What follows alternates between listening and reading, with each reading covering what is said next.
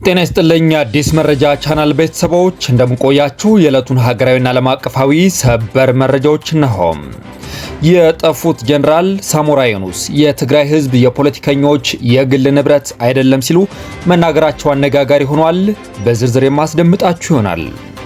ዶናልድ ትራምፕ ብልጣብልጧን ቻይና ልትሰለይ ስለምትችል አላምናትም በማለት ከቻይና የተበረከተላቸውን ስጦታ እዛው ቻይና ውስጥ ጥለውት ወደ ሀገራቸው መመለሳቸው ብዙዎችን አስገርሟል፣ አስቋልም። ይህንንም በስፋት የማቀርብላችሁ ይሆናል። የሐማስ ወታደራዊ ክንፍ አዛዥ ኢዚዲን አል-ሃዳድ መገደላቸውን ሐማስ መረጋገጡ ተሰምቷል። በትንታኔ እንመለከተዋለን። አድማጮቻችን እስከ መጨረሻው ድረስ አብራችሁን ስትቆዩ እነዚህንና ሌሎችም ሰበር መረጃዎችን በትንታኔ የምትሰሙ ይሆናል። የዩቲዩብ ቻናሌን ሰብስክራይብ ያደረጋችሁ መልካም ቆይታ እንዲሆንላችሁ ተመኘው።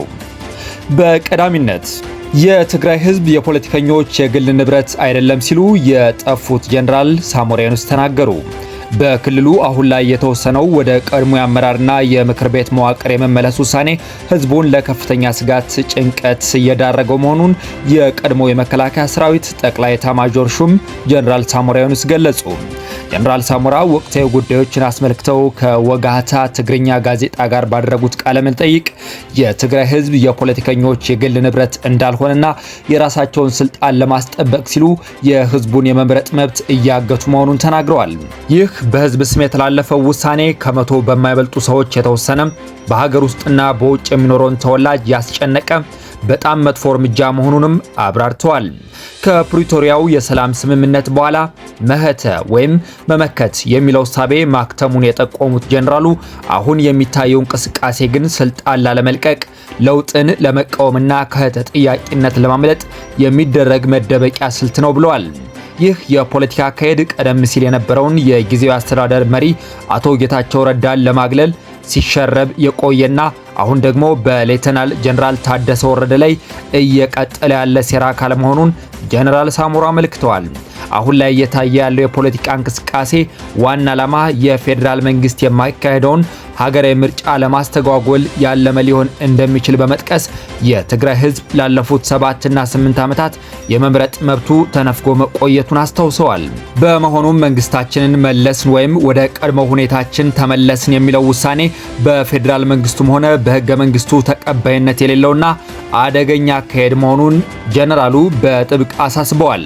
የክልሉ ጀነራሎችና ከፍተኛ መኮንኖች በስልጣን ላይ ለመቆየት የሚፈልጉት ስልጣን ስለሚወዱ ብቻ ሳይሆን በጦርነቱ ወቅት ለጠፋው የሰው ህይወት ተጠያቂነትን ስለሚፈሩ መሆኑን ጀነራል ሳሞራ ገልጸዋል። በመሆኑም የፌዴራል መንግስት ጉዳዩን በሰከነና በበሰለ መንገድ መፍታት እንዳለበት በመጠቆም የክልሉ ጀነራሎችና ኮሎኔሎች ይበቃል በማለት ሰራዊቱ ወደ ቀድሞ ተሃድሶና ትጥቅ መፍታት ሂደት እንዲገባ ሊያደርጉ እንደሚገባ ጥሪ አቅርበዋል።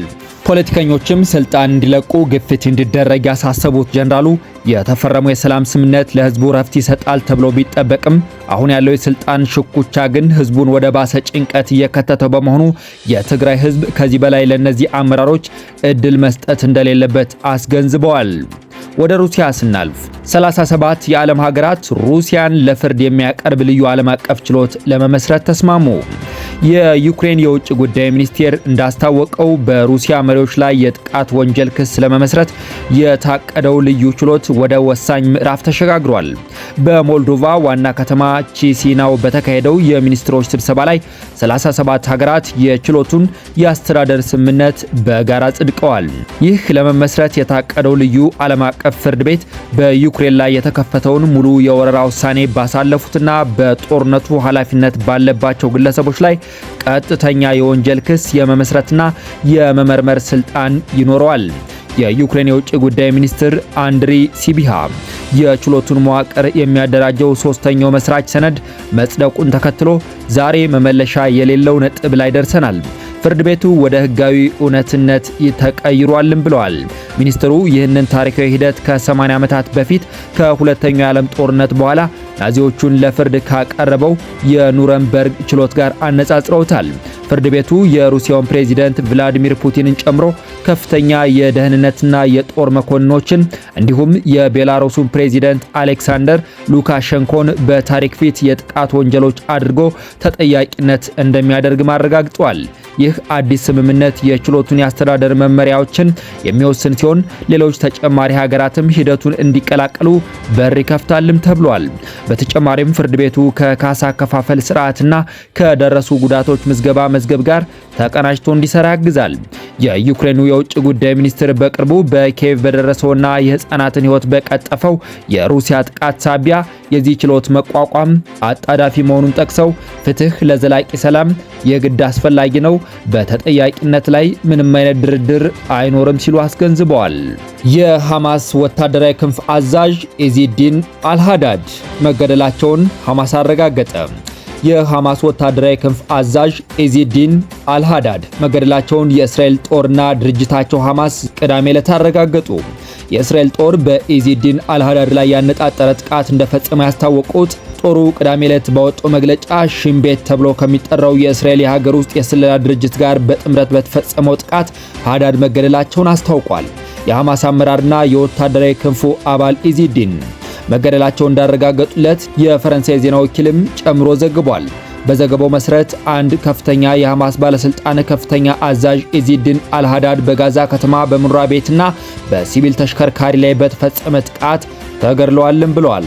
ሌላ የሐማስ የመረጃ ምንጭ ሃዳድ የተገደሉት ከባለቤታቸውና ከሴት ልጃቸው ጋር እንደሆነም መግለጻቸውን የዜና ወኪሉ ዘግቧል።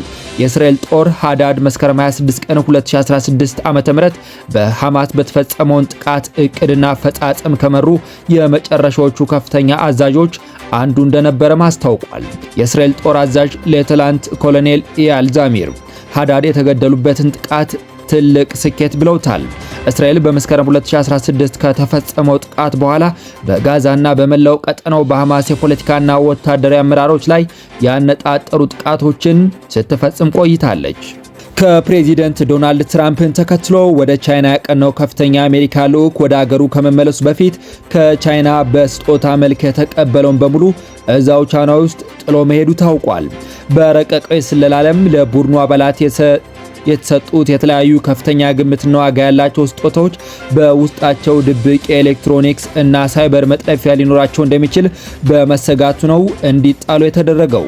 ስለ ጉዳዩ እየወጡ ያሉ መረጃዎች እንደሚገልጹት ከሆነ የልዑኩ አባላት ከትልልቅ ስጦታዎች ባሻገር እንደ ጊዜያዊ መታወቂያ ወይም ባጅ በመሰሉ ጥቃቅን ነገሮች ሳይቀር ፕሬዚደንቱ በሚጓጓዙበት ወቅት ወደ ኤርፎርስ ዋን አውሮፕላን ከመሳፈራቸው በፊት ወደ ቆሻሻ ገንዳ እንዲጥሉ መደረጉን የተገለጸው ተብሏል። ይህ ጉዳይም በስፋት ዓለምን እያነጋገረ ነው። በመጨረሻም ዶናልድ ትራምፕ በናይጄሪያ ሁለተኛው የአይኤስ አዛዥ መገደሉን ተናገሩ። የአሜሪካው ፕሬዚደንት ዶናልድ ትራምፕ የእስላማዊ መንግስት ከፍተኛ አባል የነበሩት አቡ ቢላል አል ሚኑኩ መገደላቸውን ተናግረዋል። ትራምፕ እንዳሉት አቡ ቢላል አል ሚኒኮ የተገደለው በናይጄሪያ ሲሆን የአሜሪካና የናይጄሪያ ኃይሎች በተሳተፉበት የጋራ ተልዕኮ ነው ብለዋል። ዶናልድ ትራምፕ አክለውም ከእንግዲህ ወዲህ የአፍሪካን ሕዝብ አያስፈራራም ወይም አሜሪካውያንን ኢላማ ለማድረግ የሚያግዝ እቅድ አያወጣም ሲሉም ተናግረዋል። የአሜሪካው ፕሬዚደንት የአልሙኒኪ መወገድ የአይኤስን ዓለም አቀፍ ዘመቻ በእጅጉ ይቀንሳልን ብለዋል። ትራምፕ አልሙኒኩን ለመግደል በተልዕኮ ላይ ላበረከተው አጋርነት የናይጄሪያ መንግስትንም አመስግነዋል። የተወደዳችሁ አድማጮች ለዕለቱ ያስኳቸው ሀገራዊና ዓለም አቀፋዊ ሰበር መረጃዎችን በዚሁ አጠናቀቅኩ። የዩቲዩብ ቻናሌን ሰብስክራይብ በማድረግ ቤተሰብ ይሁኑ እያልኩ ሰላም እንድትቆዩ ተመኘው።